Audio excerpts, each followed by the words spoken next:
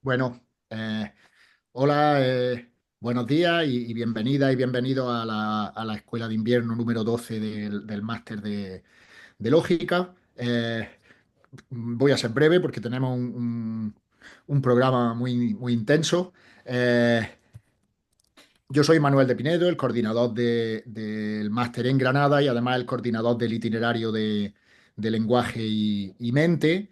Esta escuela de invierno se lleva ya realizando 12 años y va rotando de itinerario y de ciudad, aunque desde la pandemia se hace de manera exclusivamente online, lo cual tiene la ventaja de que facilita que la gente que está matriculada en otras universidades y que no está o en Granada o en Salamanca o en Valladolid eh, pueda asistir.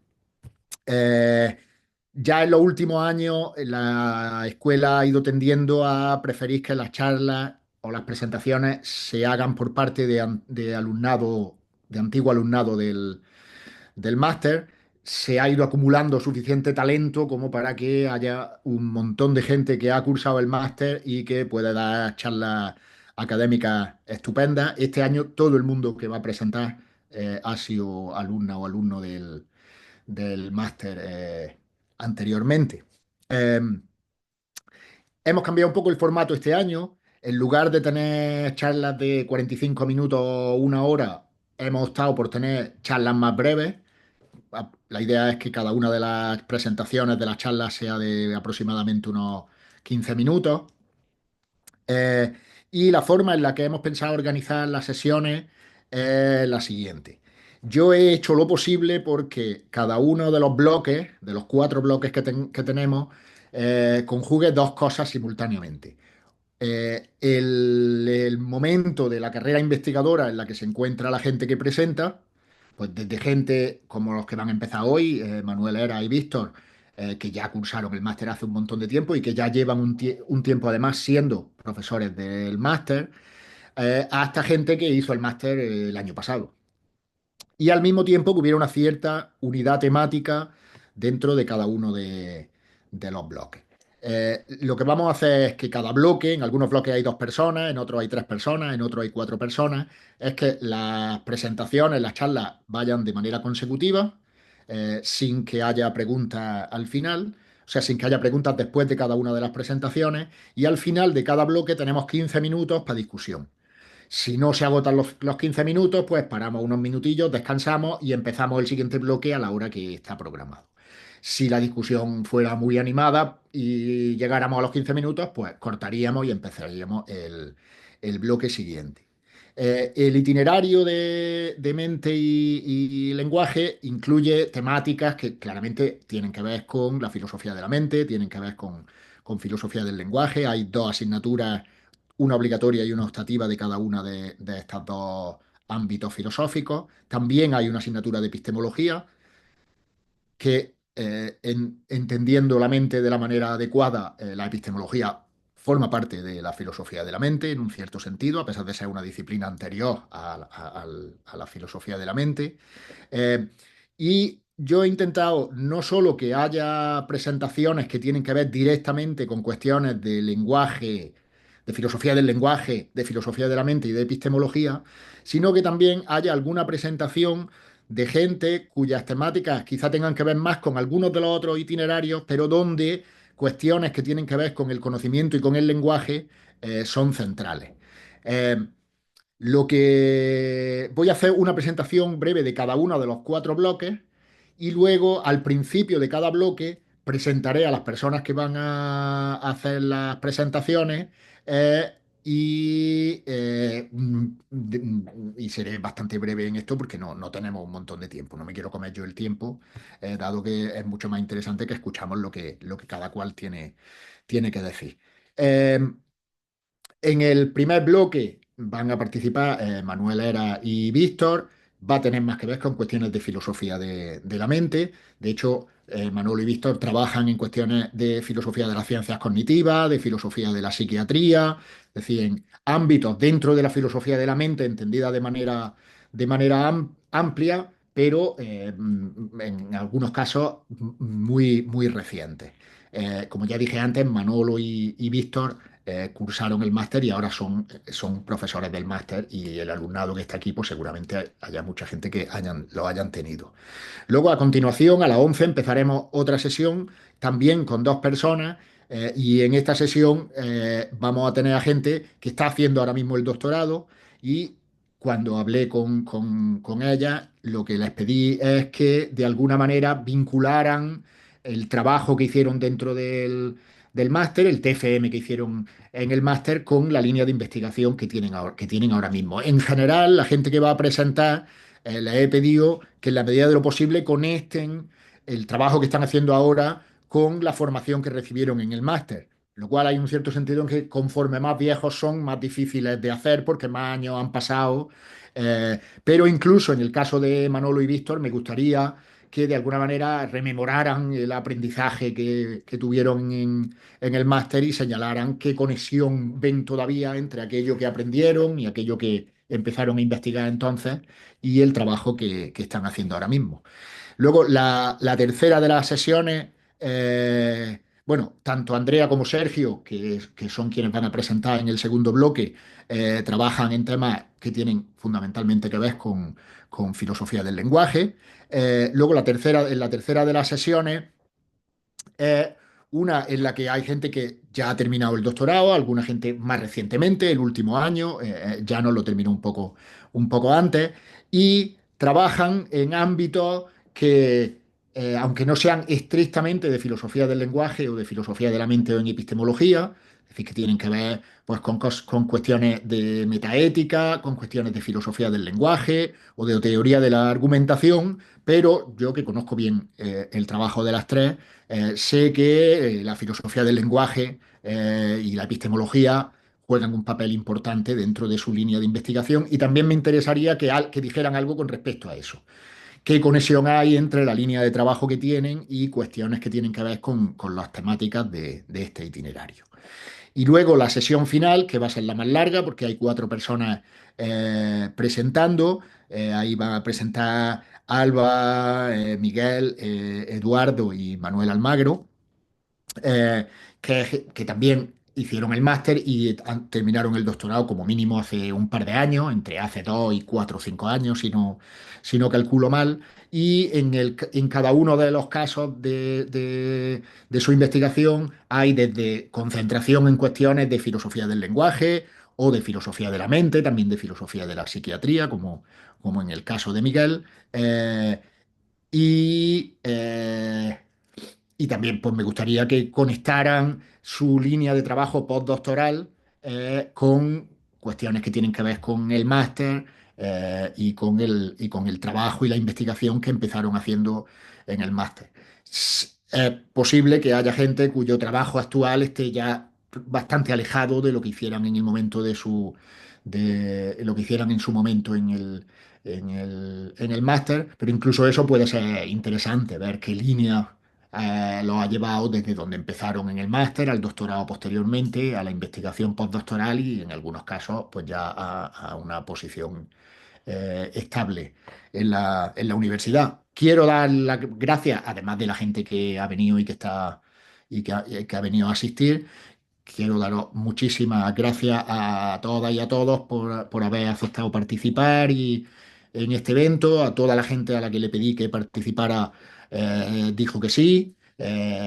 Y, en fin, estoy encantado de tener aquí a gente a la que conozco también y a la que le tengo tanto cariño.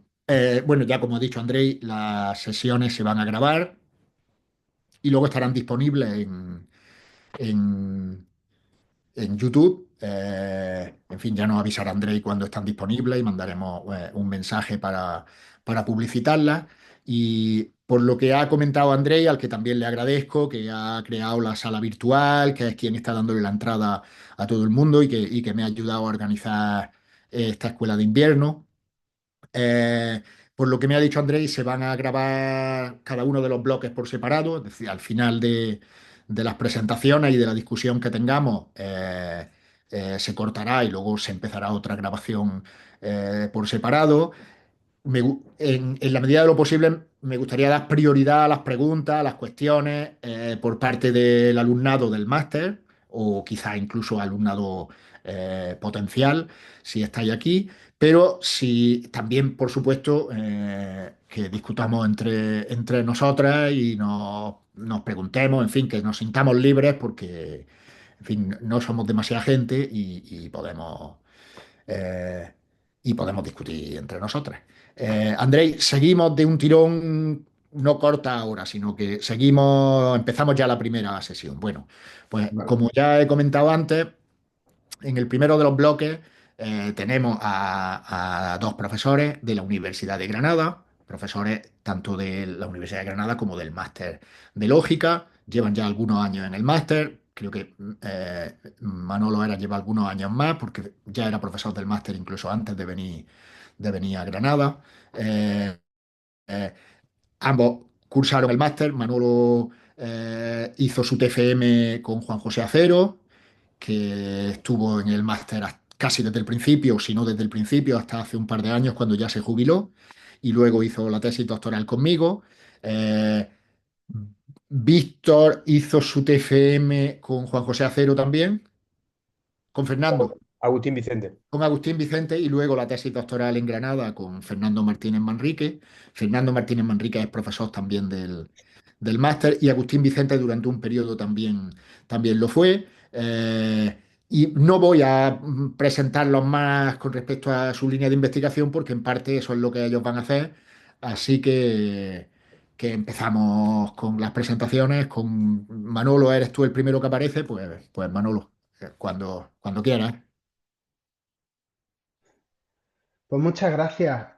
Como ha dicho Manolo, yo hice el máster hace bastantes años ya, en el curso 2010-2011.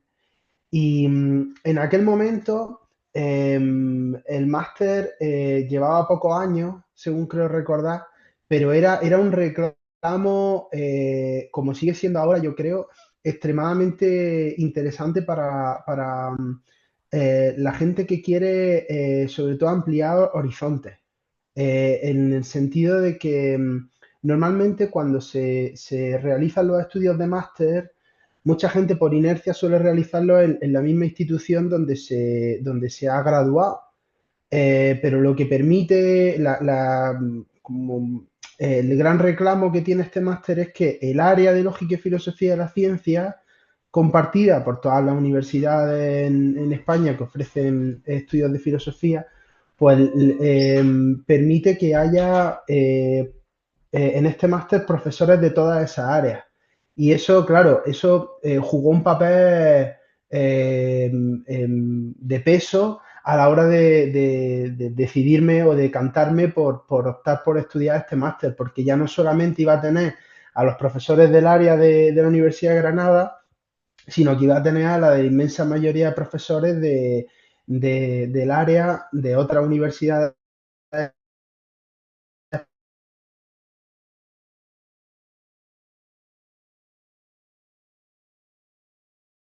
en Eulalia Pérez Cedeño que sigue. Entonces, lo interesante para nosotros era eso, tener una perspectiva general. Y recuerdo que todos los que estábamos en aquel año, en el 2010, que seguro que se sigue haciendo ahora, con tal de conocer nuevos profesores y con tal de descubrir un poco, redescubrir las mismas, los contenidos con los que uno ya estaba familiarizado, pues cuando teníamos una hora libre nos íbamos a otras clases para ver cómo otros profesores daban los mismos temas y refrescarlos desde una óptica nueva, desde una perspectiva nueva, y era genial. En aquel año, la sede que fue aquel año era la Universidad de Santiago de Compostela, y sobre todo yo lo que recuerdo eran tres asignaturas que, dados mis intereses en aquel momento, fueron fundamentales, que fueron una asignatura de teorías de la información con el profesor Sahuillo, eh, otra, la de Agustín Vicente, que eran teorías naturalistas de la mente, y las de Acero de filosofía de la mente. Bueno, yo en realidad no he variado mucho la línea de investigación o mis intereses de investigación que he tenido desde siempre. A mí lo que siempre me ha interesado es la idea de experiencia, que está muy ligada a la idea de percepción, eh, y sobre todo cómo se trata de manera naturalista en las ciencias cognitivas. Y eso ha sido como una constante.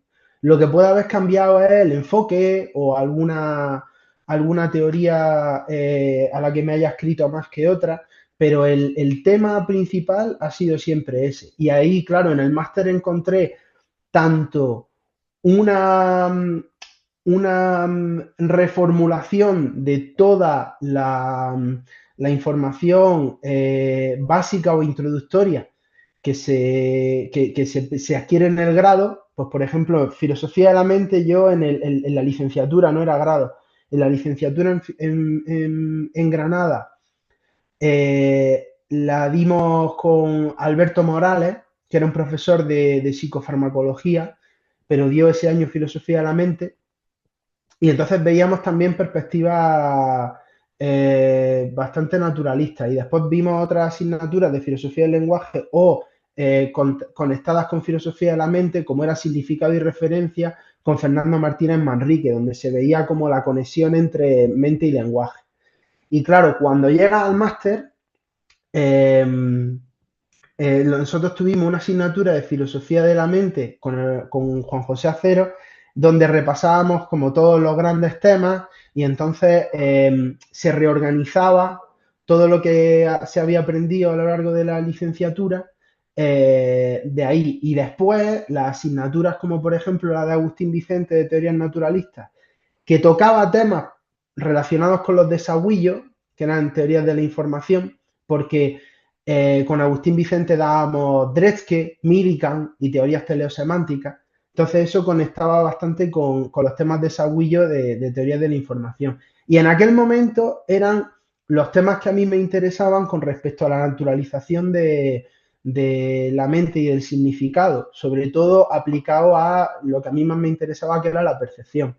Entonces yo realicé el TFM, perdón, sobre, se llamaba creencias perceptivas y lenguaje, sobre qué tipo de creencias se pueden aplicar a seres humanos y no humanos, sobre todo cognición animal, con respecto a su estado perceptivo. Y todo eso se hacía desde una perspectiva no teleosemántica como tal, pero sí informacional dresqueana. Entonces ese TFM me lo dirigió Juan José Acero y yo utilicé un montón de materiales y bibliografía que había tenido en la asignatura con Agustín Vicente, con Sahuillo y demás. Posteriormente al máster y al TFM, pues, realicé otro máster distinto de neurociencia en la Universidad Autónoma de Madrid. Y ahí, a la vez que estaba estudiando ese máster, sobre todo que lo hice motivado por esta idea de seguir una formación naturalista en temas de filosofía de la mente, pues pensé que lo mejor era complementarlo con un máster de ciencia, de neurociencia.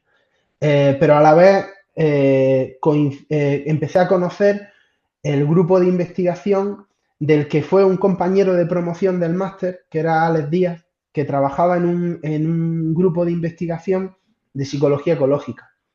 Y entonces empecé a formarme en psicología ecológica con ese grupo y cambié desde una perspectiva dresqueana a una perspectiva ecológica o gibsoniana, pero siempre con el tema central de entender la experiencia y la percepción desde una perspectiva naturalista.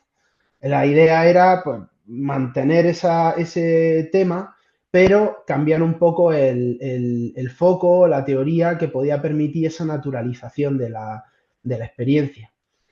Y bueno, después de un año fuera y de postdoc en Chile y después de conseguir la Juan de la Cierva formación en la Universidad del País Vasco, se me ofreció la posibilidad de dar clase en el máster de nuevo. Ya había pasado toda la etapa predoctoral, la etapa postdoctoral y se me invitó a ser profesor del máster. Y aquello, pues, como se puede imaginar cualquiera, pues era un gozo tremendo porque se podía devolver al máster todo el enriquecimiento que yo había tenido en mi formación y en mi estadio más temprano de la etapa investigadora, lo podía devolver al máster y transmitir el entusiasmo pues, que me transmitieron los profesores en aquel momento, intentar aportar también ideas y perspectivas que no se encontraban en el grado, como hacían los mismos profesores en los años en los que yo estudié en el máster. Y, y la suerte que tuve además es que la asignatura de la que me encargo desde el año 2019 es filosofía de la percepción, que es el tema que siempre me ha interesado. Entonces ahí lo que yo intento hacer es ofrecer tanto una perspectiva como general, omniabarcante de la importancia de la percepción en filosofía de la mente y también conectado con filosofía del lenguaje, y eso complementarlo con las teorías más innovadoras que hay ahora en ciencia cognitiva, en filosofía bueno, en el estudio de la percepción. Entonces, la asignatura tal y como la tengo montada ahora son 4 clases. La primera, una introducción general a los problemas de la percepción, analizando teorías y posturas contemporáneas en filosofía de la percepción, como por ejemplo, bueno, que se dan sobre todo en la tradición analítica, como puede ser pues el representacionalismo, el realismo ingenuo, distintas teorías.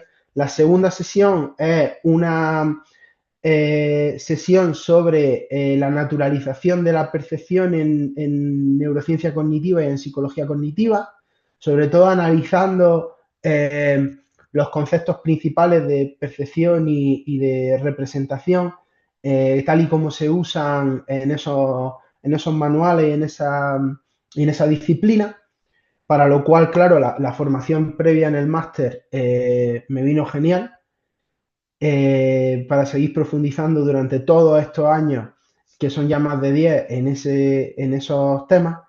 La tercera es una perspectiva de la percepción, los presupuestos filosóficos de la percepción a lo largo de la historia de la filosofía, empezando desde los presocráticos en adelante,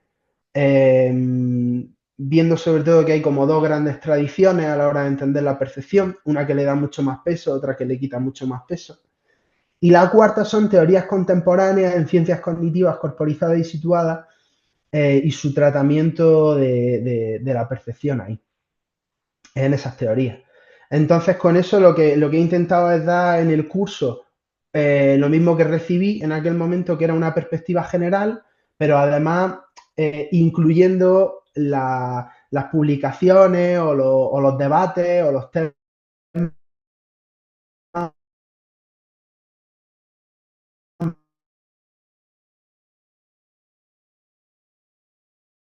de la filosofía de la percepción, de tal modo que lo que se encuentra con la asignatura es una asignatura que le permite tanto una perspectiva general del tema como, por ejemplo, una perspectiva también contemporánea y que pueda engancharse a hacer el TFM, a debates contemporáneos de discusiones que están vivas y que están candentes, que eso es una cosa que siempre también se ha valorado mucho en este máster de lógica, que es acercar al estudiantado a la realidad de la práctica de la filosofía actual y de las líneas de investigaciones actuales y de las discusiones actuales que se hacen en filosofía. Entonces, pues como se puede ver más o menos, ya voy terminando, pero creo que me queda un minuto.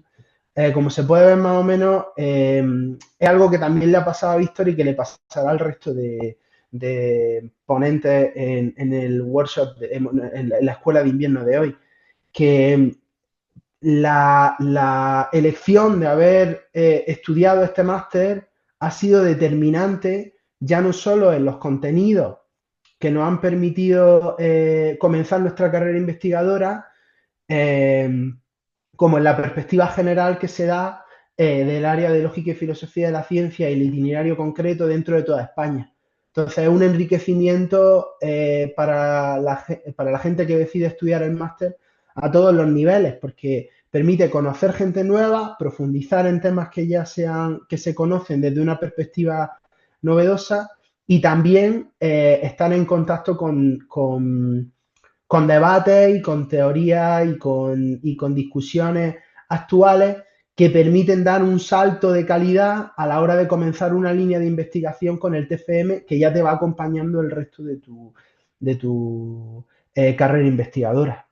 Y eso es un poco como mi perspectiva desde que comencé a estudiar el máster y cómo ha influido en mi línea de investigación ahora y en el modo en el que doy clase ahora en el máster. Espero no haber sido muy pesado. No, Manolo, muchísimas gracias. Eh, bueno, pues ahora a escuchar a Víctor Fernández. Bueno, ambos, creo que ya lo he dicho antes, ambos son profesores en la Universidad de Granada, además de ser profesores en el máster. Pues Víctor, cuando Bueno, quieras. pues gracias. Bueno, en realidad yo tenía una presentación por ahí, pero creo que es casi mejor que no la ponga porque he preparado demasiado material, entonces voy a alargarme demasiado. Mejor la voy mirando yo, voy saltando un poco de tema. Bueno, gracias a André y a Manolo por la invitación. La verdad es que me hacía mucha ilusión hablar en esta escuela de invierno porque eso hace ya mucho tiempo que yo fui alumno del máster, ahora hace unos cuantos años también que soy profesor. Y mi perspectiva, o digamos la historia que yo voy a contar, es un poco diferente de la de Manuel en varios sentidos. Una de ellas es, de hecho, con el enfoque, con los temas propios de investigación.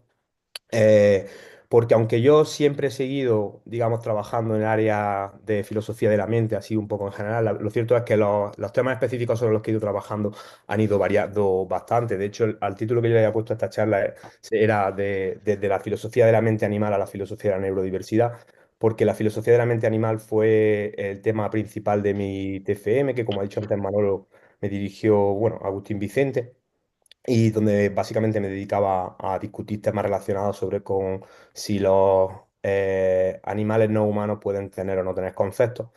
Pero mi investigación ahora mismo trata sobre temas que tienen que ver sobre todo con filosofía de la psiquiatría y con filosofía de la neurodiversidad. Me gustaría hablar un poco primero, voy a hacer un poco también el recorrido al revés, voy a hablar primero del trabajo que hago ahora mismo y luego voy a pasar un poco a hablar de mi recorrido anterior y cómo... Y luego al final me gustaría decir algunas cosas sobre cómo yo veo el tipo de competencia y el tipo de cosas que me dio, que me brindó este máster cuando lo estudié en su momento, cómo eso me ha ayudado a mi carrera investigadora. Y algunas de las cosas, sobre todo, que no son tanto ese tipo de cosas que se dan por sentadas cuando uno está, está cursando un máster que tienen que ver con estas competencias sobre la investigación, sino también otras cuestiones que son un poco eso que los analistas deportivos llaman los intangibles, ¿no? Ese tipo de aspectos que también son importantes, pero que no son tan fácil de analizar. Bueno, yo actualmente me dedico, como he dicho, básicamente a temas que tienen que ver con filosofía de la psiquiatría y con filosofía de la neurodiversidad. El primer problema, digamos, importante que está relacionado con esto es con esto que a veces se llama bueno, tiene que ver un poco con la definición de trastorno mental. Sobre todo en los años 60 hubo dentro de la propia disciplina de la psiquiatría un boom cuando aparece el movimiento antipsiquiátrico que cuestiona el propio concepto de trastorno mental, defendiendo que, por ejemplo, en las versiones más radicales que los trastornos mentales son un mito. Y eso produce que haya dentro de la propia filosofía un debate que dura hasta bueno, que de hecho todavía no está cerrado, todavía es un tema bastante en auge dentro de la filosofía sobre qué es un trastorno mental y cómo lo definimos, donde tradicionalmente ese debate se ha polarizado entre posiciones que son de corte naturalista, que piensan que el carácter patológico de ciertas condiciones mentales en última instancia tiene que ver con hechos naturales del mundo, y posiciones más normativistas que consideran que los valores y las normas sociales juegan un papel importante en cómo definimos eso, ¿no? Y ahí esto está asociado con diferentes problemas que son importantes a nivel filosófico, como el problema del límite, que distingue lo patológico de lo que es socialmente desviado, socialmente sancionable, o el problema de la analogía, qué diferencia existe entre los trastornos mentales y las enfermedades físicas. Y parte de lo que a mí me interesó de este debate, bueno, me interesaba ese debate en sí mismo, pero también me interesaba cómo del marco que yo había venido trabajando antes de 2020, que es cuando yo consigo la Juan de la Cierva Incorporación, me vengo a Granada y empiezo a trabajar en estos temas, como el marco que yo había trabajado anteriormente, que es esto que se conoce a veces como el marco regulativo o el marco del mind shaping en cognición social, que en última instancia defiende que los seres humanos de alguna manera estamos equipados con cierto tipo de mecanismos biológicos para aprender y enseñar patrones de conducta y además regulamos la conducta de los demás, por ejemplo, sancionando comportamientos contranormativos o pidiendo explicaciones cuando alguien hace lo que no debe y que de alguna manera también esa ayuda a a esas normas y valores nos ayudan a interpretar y a generar nuestra propia conducta de alguna manera, pues cómo este marco podía de alguna manera elucidar o ayudar a entender esos debates en filosofía de la psiquiatría. Como en última instancia lo que yo he venido defendiendo es que las dinámicas sociales son fundamentales en cómo se configura tanto la metacognición como la motivación, como el autocontrol, y que esos aspectos son centrales para entender qué es la patología, qué es a nivel mental. Y que en ese sentido esas dinámicas sociales y cómo conforman la agencia individual juegan un papel fundamental sobre cómo consideramos que es un estado psicopatológico. Y eso es a dos niveles. A nivel de competencia, qué habilidades mentales no están siendo desplegadas por a las personas que puedan tener, depende de qué condición psicológica. Y también tienen digamos, nos ayudan a acercarnos de manera fundamental a decidir que hace que algo sea dañino o indeseable desde un punto de vista psicopatológico. Eso es lo que empecé a trabajar, sobre todo, ya digo, a partir del año 2020, y son temas en los que todavía estoy trabajando, pero sobre todo desde hace un par de años, de pronto también empecé a preocuparnos por esto que a veces se denomina el paradigma de la neurodiversidad. En las últimas décadas, sobre todo desde los años 90, surgió un movimiento por los derechos civiles de las personas que se identifican como neurodivergentes. Eh, este movimiento, aunque luego se ha extendido a otras condiciones psicológicas, tradicionalmente se estaba asociado a las personas autistas. Y lo que hacían este movimiento, y eso es lo que me parecía interesante, bueno, nos parecía a las personas que estamos trabajando en esto y en mi grupo de investigación, era que el movimiento no solamente de alguna manera parecía cuestionar la patologización por defecto de ese tipo de condiciones psicológicas y en ese sentido parecía que se alineaba un poco con estas posiciones antipsiquiátricas o posiciones críticas de la psiquiatría, pero al mismo tiempo también sancionaban o cuestionaban la normalización por defecto. Es decir, que del hecho de que no deberíamos asumir que cierto tipo de condiciones psicológicas son patológicas, de ahí no se sigue que no sean necesariamente discapacitantes y que no haya de hecho rasgos diferentes en esas personas cuando los contraponemos con personas neurotípicas. Y en ese sentido, el movimiento neurodivergente parecía que de alguna manera planteaba una visión que por un lado se separaba de la concepción médica tradicional de la psicopatología, pero también de las posiciones más críticas. Y además el movimiento tiene el interés este de convertir la cuestión mental en una cuestión política, que es una cosa que también me interesaba por razones que tienen que ver con la cuestión política desde la filosofía de la mente o el giro político dentro de la filosofía de la mente y que además ponían en el centro también cuestiones relacionadas con la opresión, con la resistencia, con la injusticia. De hecho, hay una literatura cada vez más importante con respecto a cómo conceptos como el de injusticia epistémica, injusticia testimonial o hermenéutica, también contributiva, afecta especialmente a personas con este tipo de condiciones. Pues nos parecía interesante cómo abordar el fenómeno desde la filosofía de la mente, sobre todo tal y como lo entendemos nosotros, lo que nos da este paradigma de alguna manera es una especie de pone sobre la mesa cierto tipo de desideratas que nos parecen interesantes abordar desde una posición en filosofía de la mente, ¿no? Por ejemplo, algunos de esos desideratas es asumir que existe una diversidad de mente o asumir que podemos distinguir mentes neurotípicas y neuroatípicas, que podemos hacer esa distinción entre una condición que es discapacitante sin que necesariamente sea un déficit interno y intentar abordar cómo una concepción de lo mental podría hacerse cargo de ese tipo de desiderata y eso es básicamente lo que he estado trabajando en los últimos años, sobre todo con Miguel Núñez, que hablará luego también sobre este tema un poco. Y, y ya digo, esto es lo que está trabajando desde el año 2020. Sin embargo, antes de eso, bueno, antes de ser investigador Juan de la Cierva aquí en Granada, estuve 3 años como profesor, bueno, como investigador postdoctoral en Francia, en el Jean Nicot, y también en Toulouse, en un laboratorio de robótica donde trabajé básicamente sobre cuestiones que tenían que ver con el rol de los compromisos y de las intenciones y de la cognición social en la acción conjunta y en particular en la interacción entre humanos y robots, para que veáis un poco el contraste de mi investigación y cómo ha ido de un sitio a otro. Antes de eso, hice el doctorado de filosofía en Granada, al igual que Manolo, y, y allí, y en mi tesis doctoral fundamentalmente iba sobre la cuestión ontogenética y filogenética de la cognición social, en particular de la teoría de la mente, de cómo atribuimos estados mentales y el rol que el lenguaje el impacto que el lenguaje podía tener en la capacidad, en esa capacidad y cómo sobre todo podía tener un impacto a nivel del desarrollo.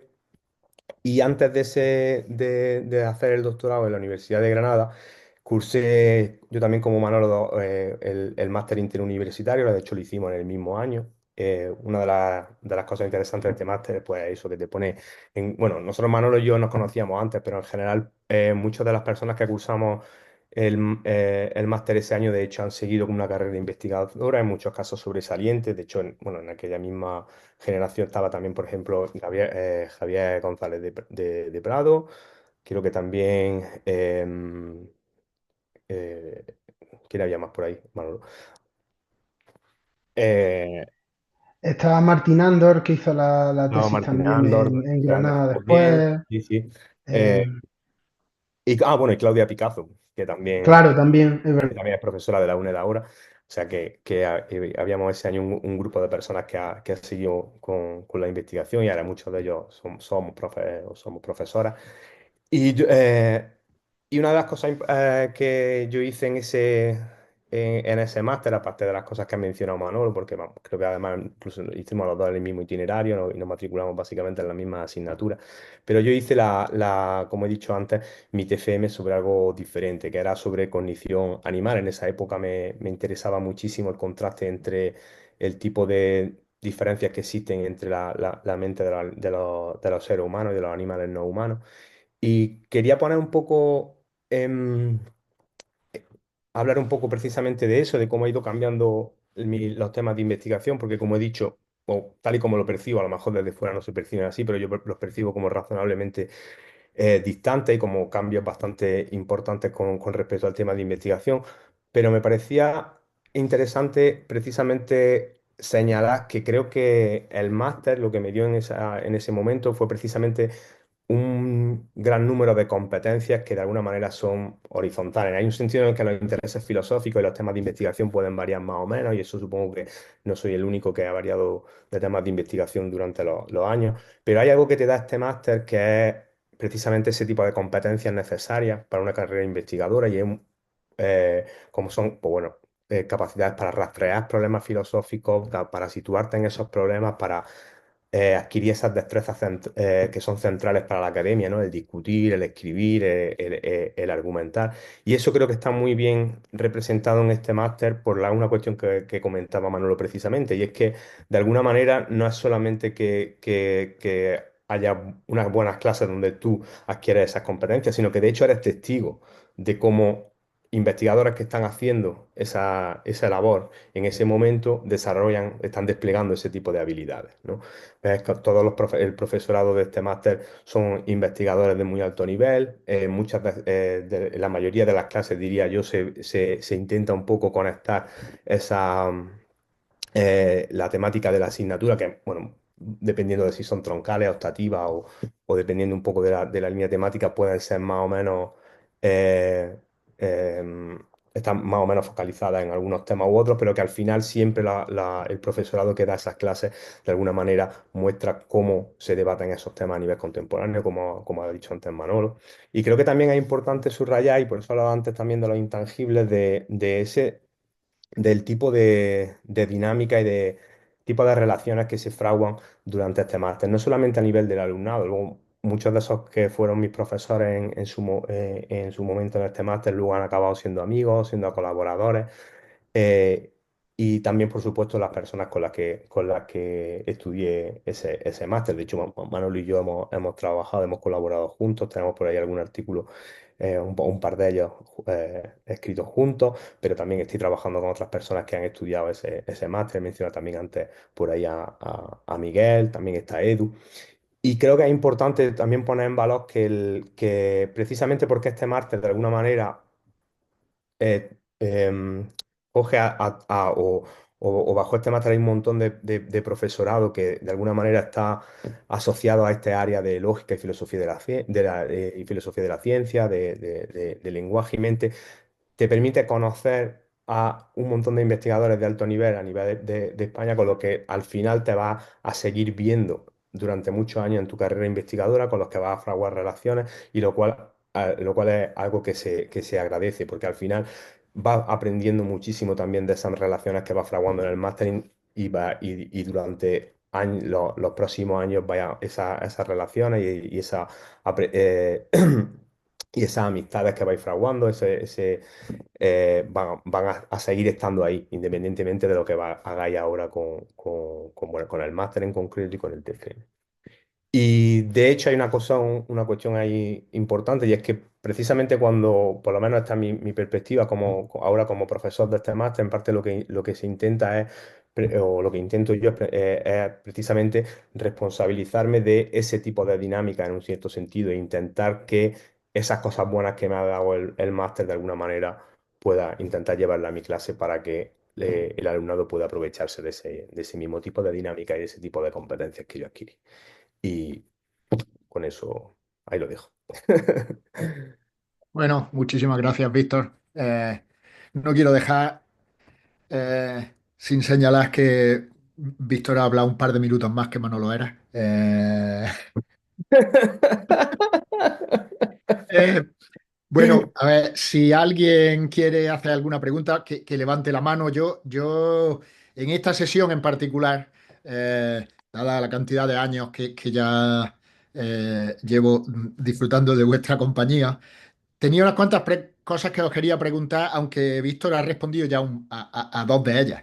Eh, pero una de las cosas que quería decir, que Víctor ha señalado también, es que, bueno, él ha señalado que tiene un par de colaboraciones con Manolo Era, pero muchísima de la gente que hay aquí ha colaborado entre sí. O sea, hay una gran cantidad de personas dentro de la escuela de invierno que estamos teniendo este año que han escrito cosas entre sí. Y eso me parece algo que es importante subrayar. En fin, en Granada en general tenemos una tradición de colaboración bastante fuerte, pero mucha de la gente que ha cursado el máster y que está aquí han escrito artículos cruzados y creo que eso es una cosa que es interesante señalar, sobre todo para el alumnado del máster actual que esté aquí hoy con nosotros. Y sí, una de las cosas que quería preguntar y que ya Víctor casi ha respondido es ¿qué tipo de continuidad ha habido en la relación que habéis tenido con vuestras compañeras y compañeros de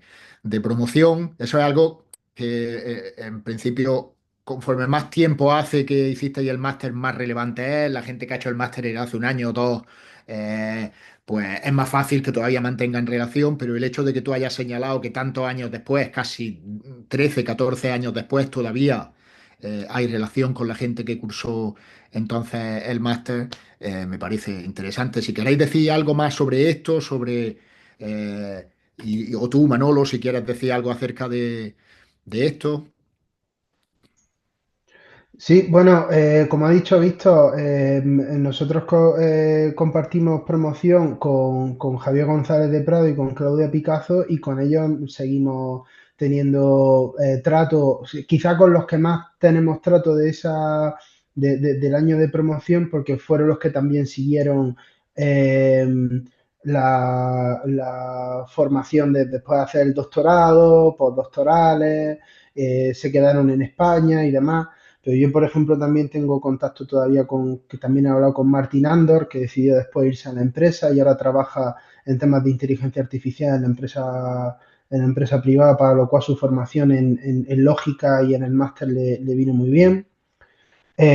Otra gente después decidió optar por la docencia, pero vamos, que todavía seguimos teniendo relación con ellos. Yo hace poco hice un, edité un libro con un capítulo con María Muñoz, que no llegó a terminar su tesis doctoral y optó por la docencia en instituto, pero ella ha seguido escribiendo cosas, haciendo cosas, y prueba de ello es, y investigando, y prueba de ello es pues que tiene un capítulo en este libro, y estamos hablando de que éramos en la promoción de 2010. Entonces sí seguimos teniendo bastante relación entre nosotros. Sí, además esa relación, bueno, claro, está sobre todo la cuestión pues, de la amistad, que en esa época pues siempre fue guay y tal, pero es verdad que luego aparte de eso siempre ha habido esas relaciones de investigación. Uno de los artículos que yo comentaba que escribí con Manolo también participaba Javier y Edu, que está por ahí. Y por ejemplo con Claudia Picazo estamos organizando un simposio con algunas también de las personas que hay hoy aquí para la próxima CEFA que es en Sevilla, o sea que son relaciones también de trabajo que han seguido ahí. Vale, mira, tenemos un par de preguntas en el chat. Bueno, la primera la voy a transmitir yo porque me dice Aline que está en la biblioteca y no puede hablar y quiere hacer una pregunta sobre el máster en sí, y dice que si teniendo interés en cuestiones de temas de cognición, psiquiatría y neurología, neurociencia, ¿cuál de los itinerarios del máster es el más indicado? En fin, os dejo a vosotros que lo digáis en lugar de responder yo, porque esta es vuestra sesión. Y ahora después le doy la palabra a Juan Vázquez, que también ha dicho que le gustaría hacer un comentario sobre la intervención de Manuel Eras. Pero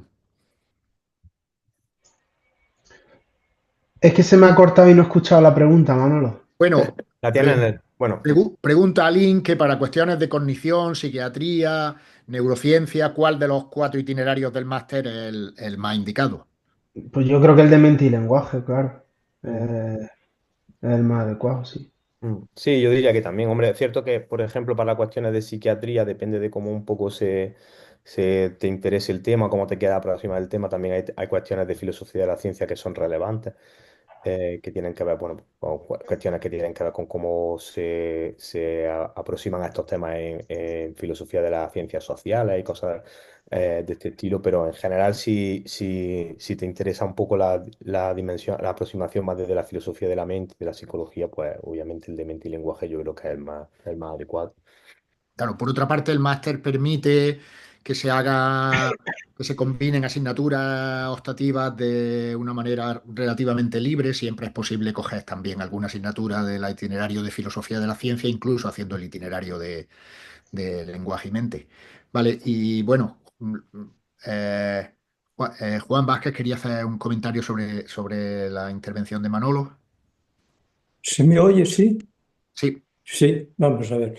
En primer lugar, me voy a presentar. Es decir, yo fui profesor de la Universidad de Santiago de Compostela, del área de Lógica y Filosofía de la Ciencia, desde que se creó la facultad. Bueno, estudié en Valencia, la facultad se creó en el 74, es decir, los estudios de filosofía, pero yo me incorporé en el 76-77 para dar la materia de Filosofía de la Ciencia y fui profesor de esta universidad del área hasta 2011 en que me he jubilado, es decir, que ya tengo 80 y pico años.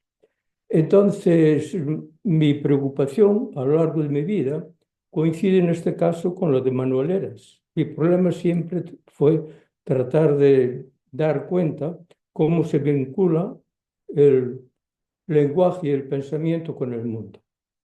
Y en ese sentido, tres publicaciones que se encuentran además como ebook de libre acceso. Una es la arquitectura cognitiva de la percepción, la otra es contenidos mentales, acceso, tipo, génesis y estatus. Y efectivamente terminé centrándome en, bueno, a partir de los años 90 comencé a trabajar en neurología y psicología cognitiva para dar respuesta a ese problema de cómo se vincula el lenguaje y el pensamiento con el mundo. Y en estos momentos creo que tengo la respuesta. Claro, es, hay dos ideitas y corto porque mi interés es entrar en contacto con Manuel Eras para someter a su consideración lo que pienso sobre el tema. Entonces, hay una distinción que me parece muy importante, la comento y corto, y si no, córteme cuando quiera. Es, a nivel de la percepción, distingo entre categorías perceptivas, o si quieren, información categorial e información subcategorial. Se corresponde un poco, pero aquí se hace precisa, con la distinción que hacen en psicología de la percepción entre sensación y percepción. Pero en mi caso es clara. Y hago una distinción clara, doy 5 rasgos que permiten distinguir a las categorías perceptivas de los conceptos. Entiendo por categoría perceptiva el resultado de agrupar la información sensorial derivada del procesamiento de los estímulos en clases o tipos de cosas. Esa es la noción que psicólogos utilizan, o sea, categoría y concepto como sinónimos. Yo digo que no, hay 5 rasgos que los distinguen. Entonces, en la percepción hay esos 2 contenidos, el sensorial subcategorial y el categorial. De esos 2 contenidos, el lenguaje solamente reproduce el categorial. No sigo porque sería exponer muchas cosas, pero quiero decir que esa distinción me parece fundamental para dar cuenta de cómo se vincula el lenguaje y el pensamiento con el mundo. Y entonces mi interés y mi intervención es que me gustaría entrar en contacto con Manuel Eras. Si él, por ejemplo, entra en internet y busca a Juan Vázquez Sánchez, y al aprecio Universidad de Santiago de Compostela, encuentra ahí, luego publicados por la universidad como ebook, esos 2 libros, La arquitectura cognitiva de la percepción y los contenidos mentales, acceso, tipos, génesis y estatus. En los libros ya tienen mi dirección de correo y entonces podemos entrar en contacto. Ese era el objetivo de mi intervención. Pues Gracias. eso haré, muchas gracias. Eso haré, muchísimas gracias. La verdad es que es muy interesante todo lo que dices, así que lo miraré y lo comentaremos. Vale, muchas gracias. Bueno, nos quedan un par de minutillos. Yo os quería, bueno, os hago una última pregunta y descansamos un minuto y empezamos la siguiente sesión. ¿Cómo, o sea, muy brevemente, veis alguna diferencia importante acerca del tipo de docencia que recibisteis hace 10, 12, 13 años y cómo percibís que la docencia del máster ocurre ahora mismo y algo parecido con respecto al alumnado? ¿Creéis que ha cambiado el perfil del alumnado desde el momento en el que hicisteis el máster hasta ahora? Eh, Yo en particular lo que veo es que en lo esencial el perfil del alumnado es el mismo, que es normalmente gente interesada pues como en expandir horizontes, en hacer contactos, en ver cómo se trabaja en los mismos temas desde otras universidades, desde otras perspectivas. En ese sentido yo veo que lo esencial se sigue manteniendo y que es como una de las ventajas genuinas y competitivas que tiene el máster, que es capaz de dar una perspectiva general de los temas a tratar desde distintos enfoques en función del profesorado. Entonces, en ese sentido, yo creo que lo importante que eso se mantiene. Después ya pues, puede haber cambios porque tienen que ver con cosas generacionales o con algo así, pero lo esencial es eso. Entonces sigue cumpliendo a la perfección la función el máster y satisfaciendo yo creo que algo que no se puede encontrar en otro sitio para la gente que tiene este interés. Víctor, ¿quieres decir tú Sí, algo? bueno, no, yo Y es que cerramos. básicamente estoy de acuerdo con lo que dice Manolo. De hecho, aparte de la gente que viene con un interés propiamente, pues gente que ha estudiado grado de filosofía, que viene con la idea un poco de hacer investigación y tal, que ese perfil siempre ha estado ahí y es uno de los que más, creo yo, más éxito, que se le da muy bien salida. Pero también es un máster, por ejemplo, que siempre ha traído también a un perfil de estudiantado de personas que, por ejemplo, estudian un grado en física o en biología o en otro tipo bueno, mayoritariamente de ciencias que luego tienen un cierto interés por la filosofía. Ese también ha estado ahí, de hecho, creo yo. Y con respecto al profesorado, me parece que lo esencial también sigue ahí. O sea, esta idea de de un poco de transmitir estas competencias académicas que hacen falta para tener una investigación exitosa siempre ha estado ahí. Por supuesto, siempre va a haber eh, diferencias a nivel, pues, quizás por cuestiones generacionales, pero también por cuestiones individuales, ¿no? De cada persona entiende al final digamos, eh, de una manera diferente la docencia y eso está ahí, pero creo que en general todo el mundo más o menos tiene ese objetivo de los que hemos hablado un poco antes con respecto a eso. Que... Vale, pues bueno, otra vez muchísimas gracias, Manolo, Víctor. Vamos